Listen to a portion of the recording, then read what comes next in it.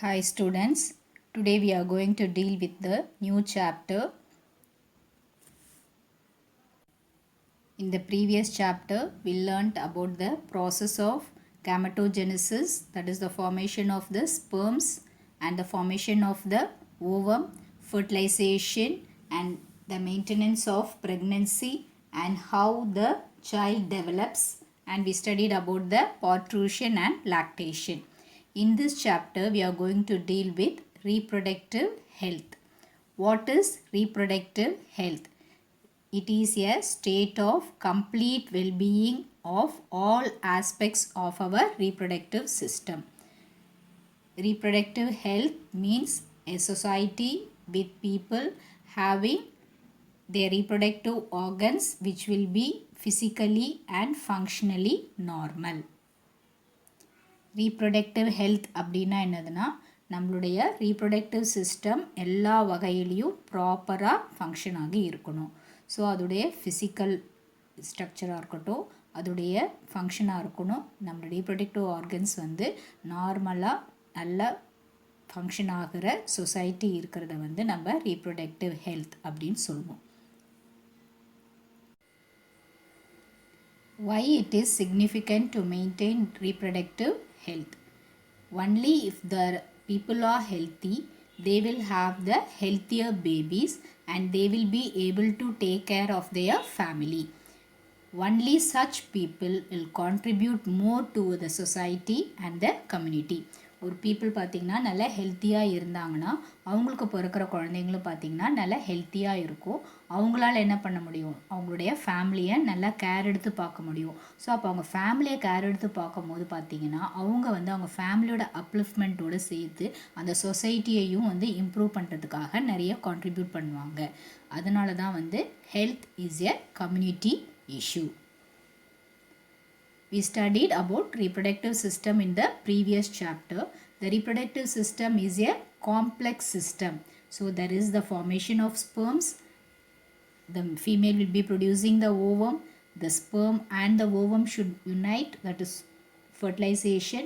After fertilization there is implantation, and then there is the maintenance of the pregnancy and the development of the fetus, and then parturition and lactation.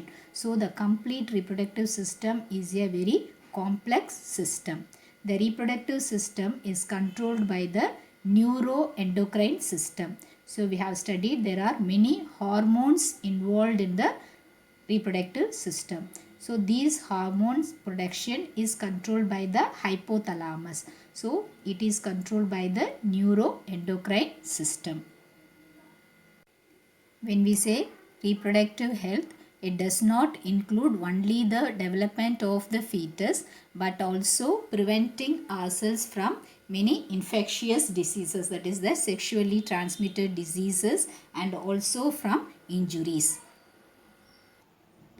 Reproductive health அப்படின்னா ஒரு ஆரோக்கியமான குழந்தை பிறக்கிறது மட்டும் கிடையாது, நம்மளை நாமே வந்து நிறைய செக்ஷுவலி டிரான்ஸ்மிட்டட் டிசீஸ் அதிலிருந்து நம்மளை ப்ரிவெண்ட் பண்ணி வச்சுக்கிறதும் வந்து ஒரு ரீப்ரொடக்டிவ் ஹெல்த்து தான். To maintain normal health, it is very important to protect ourselves from the infectious diseases also. As a result of reproduction, there was increased population. To control this, Indian government initiated the family planning program in the year 1951. This program was periodically assessed every decade. So later on, this program assessed that there were also maternal and neonatal death. So to improve the maternal and the neonatal health, they introduced the reproductive and child health care program. This program is run under the Ministry of Health. அதிகமாயிட்டே வர பாப்புலேஷனை குறைக்கிறதுக்காக family planning ப்ரோக்ராமை 1951 வந்து start பண்ணாங்க. இந்த program வந்து பீரியாடிக்கலாக வந்து ஒவ்வொரு இது மதர் எப்படி இருக்காங்க, குழந்தைங்க எப்படி இருக்குது, எத்தனை குழந்தைங்க பிறக்கிறாங்க அப்படின்ற கணக்கு எடுத்துக்கிட்டே வந்தாங்க. அப்போ பார்த்தா பிறக்கிற குழந்தைங்க அதே மாதிரி மதர் அவங்களும் வந்து நிறைய பேர் வந்து இறக்குறாங்க. ஏன்னா வந்து அவங்க ஹெல்த்தியாக இல்லாமல் ஒரு நியூட்ரிஷனான ஃபுட்டு கிடைக்காம அந்த மாதிரி வந்து இறக்குறாங்க அப்படின்றத கண்டுபிடிச்ச பிறகு reproductive and child health care programme அதை வந்து ஸ்டார்ட் பண்ணாங்க. அதை வந்து யார் வந்து நடத்துறதுன்னா நம்மளுடைய ministry of health. What are the major tasks that are carried out under these programs? Creating awareness and providing medical assistance to build a healthy society. So மதர்ஸ்க்கு வந்து பார்த்திங்கன்னா ஒரு விழிப்புணர்வு கொடுப்பாங்க. அதே மாதிரி பார்த்திங்கன்னா அவங்களுக்கு ஒரு மந்த்லி செக்கப் அந்த மாதிரி கொடுத்து அவங்களுக்கு வந்து மெடிக்கலாக அவங்களுக்கு என்னெல்லாம் தேவையோ மருந்து மாத்திரை இதெல்லாம் வந்து கொடுத்து அவங்க வந்து ஹெல்த்தியாக இருக்கிறதுக்கு தேவையானதை வந்து செய்வாங்க. Introducing the sex education in schools to provide information about adolescence and adolescence related changes. So ப்ரீவியஸாக பார்த்தீங்கன்னா செக்ஸ் பற்றி பேசுகிறதுக்கே வந்து ரொம்ப யோசிப்பாங்க. அதனால் வந்து நிறைய ஹராஸ்மெண்ட்டை வந்து ஃபேஸ் பண்ணியிருக்காங்க. ஸோ அதை அவாய்ட் பண்ணுறதுக்காக ஸ்கூல்ஸ்லேயே வந்து பார்த்திங்கன்னா அடலசென்ட் ஏஜில் வந்து என்ன வந்து அவங்களுடைய ஹார்மோனல் சேஞ்சஸ் அதை பற்றின இன்ஃபர்மேஷனை வந்து ஸ்டூடெண்ட்ஸ்க்கு கொடுப்பாங்க. அதே மாதிரி அந்த அடலசென்ட் ஏஜில் அவங்களுடைய மைண்ட்லேயோ அவங்களுடைய பாடியிலையோ உள்ள சேஞ்சஸை பற்றி தெரிஞ்சுக்கிட்டால் அவங்க ஜாக்கிரதையாக இருப்பாங்க அப்படின்றதுக்காக செக்ஸ் எஜுகேஷனை இன்ட்ரடியூஸ் பண்ணியிருக்காங்க. Next is educating the couples and those who are in the marriageable age groups about the available birth control methods and the family planning norms. ஸோ கப்புள்ஸ்க்கு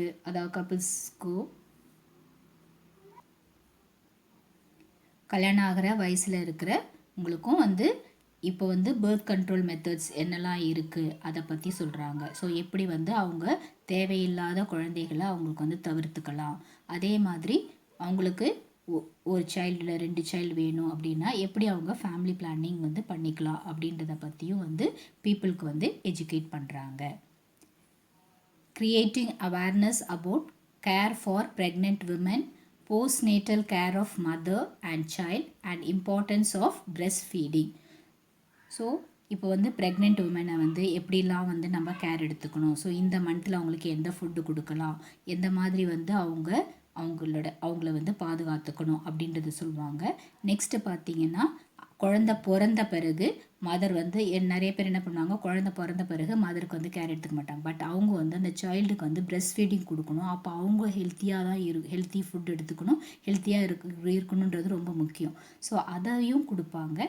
அப்புறம் அந்த சைல்டுக்கு என்னெல்லாம் தேவை அதையும் வந்து செய்வாங்க. அப்புறம் வந்து அவங்களுக்கு பிரெஸ்ட் ஃபீடிங்கை பற்றின இம்பார்ட்டன்ஸையும் சொல்லி கொடுப்பாங்க. ஸோ இதுவும் one of the task carried out by this program.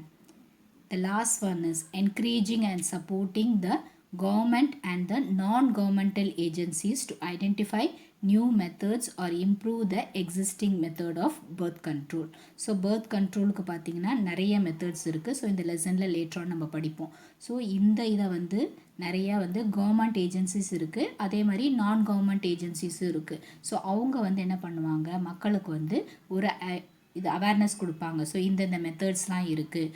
அவங்களுக்கு வந்து அவங்களுடைய இதுக்கு தகுந்த மாதிரி அவங்க வந்து ஒரு பர்த் கண்ட்ரோல் மெத்தடை எடுத்துக்கிட்டு அவங்க வந்து தேவையில்லாத ப்ரெக்னென்சியை வந்து தவிர்த்துக்கலாம்.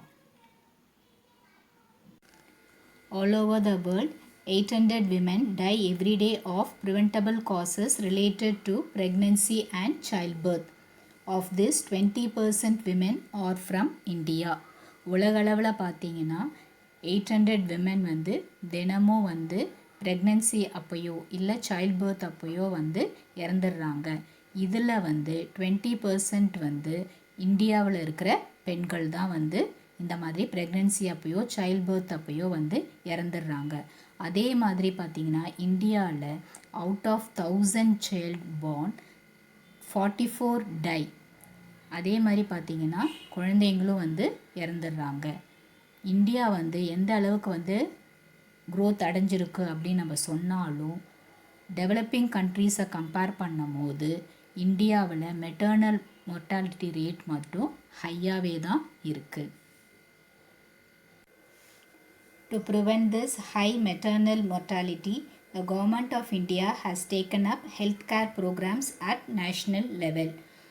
இந்த மாதிரி அதிகமான தாய்மார்கள் வந்து இறக்கிறத வந்து தவிர்க்கிறதுக்காக தான் வந்து கவர்மெண்ட் வந்து நிறையா ஹெல்த் கேர் ப்ரோக்ராம் வந்து இந்தியா முழுக்க வந்து செயல்படுத்திட்டு வராங்க. Let us see what are they. Child immunization. So to prevent the infant mortality, there are many immunization programs.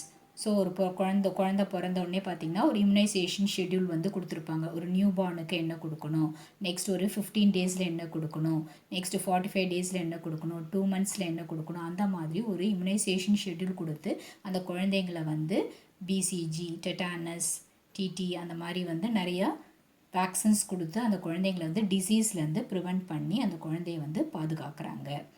Next is the Janani Suraksha Yojana. This program will reduce the maternal and the neonatal mortality.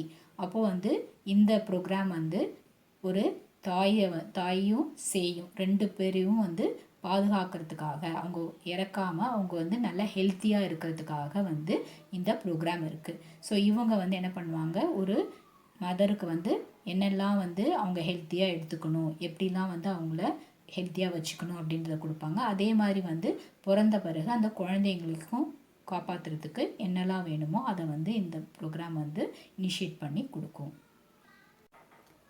Janani Shishu Suraksha Karyakram was initiated on 1st June 2011. This is a scheme to benefit pregnant women who access government health facilities for their delivery.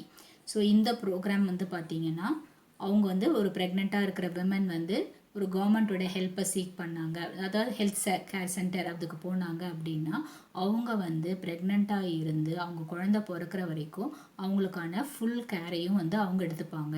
அவங்க எந்த மாதிரி medicines எடுத்துக்கணும், அவங்க எந்த அளவுக்கு வந்து nutritious food எடுத்துக்கணும், அவங்களுக்கு தேவையான சத்து மாத்திரை எல்லாத்தையுமே வந்து கவர்மெண்ட் வந்து ஃப்ரீயாகவே அவங்களுக்கு கொடுக்கும். ரெகுலர் செக்கப் எல்லாமே வந்து அவங்க டெலிவரி வரைக்கும் அவங்களுக்கு ஃபுல் கேர் வந்து அவங்க எடுத்துப்பாங்க. Next is the RMNCHA approach.